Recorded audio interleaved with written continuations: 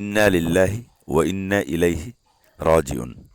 আজ 4 ডিসেম্বর, বৃহস্পতিবার, 2025 ইংরেজি তারিখ সকাল 9:30 নাগাদ উত্তর চট্টগ্রামের রাউজান উপজেলার 7 নম্বর রাউজান ইউনিয়নের 1 নম্বর ওয়ার্ডের মঙ্গলখালী গ্রামের প্রয়াত রফিক চেয়ারম্যানের বাড়ির বাসিন্দা চট্টগ্রাম বন্দরের অবসরপ্রাপ্ত কর্মকর্তা শামসুল আলম চৌধুরী বয়স 87 বৎসর মারা গেছেন।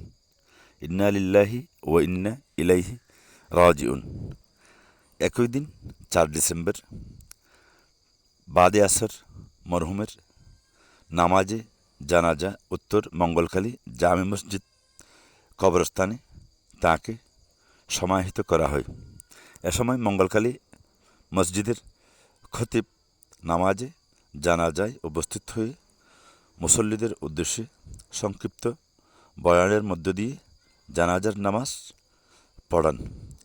উপস্থিত ছিলেন মরহুমের বড় ছেলে দুবাই প্রবাসী লোকমান হাকিম ও নাজিম উদ্দিন। হৃদয়বিদারক এক দৃশ্যায়নে লোকমান হাকিম সকল স্তরের মুসল্লি, গ্রামবাসী এবং তার বাবা শামসুল আলম চৌধুরীর সাথে যেসব লোকজনের সখ্যতা ছিল, সম্পর্ক ছিল, সকল ক্ষেত্রে তার বাবার হয়ে লোকমান হাকিম সকলের কাছে ক্ষমা প্রার্থনা করেন। এ সময় গ্রামের হাজারো মুসল্লি এবং গ্রামবাসী স্বতঃস্ফূর্তভাবে অংশগ্রহণ করে নামাজে জানাজা আদায় করেন।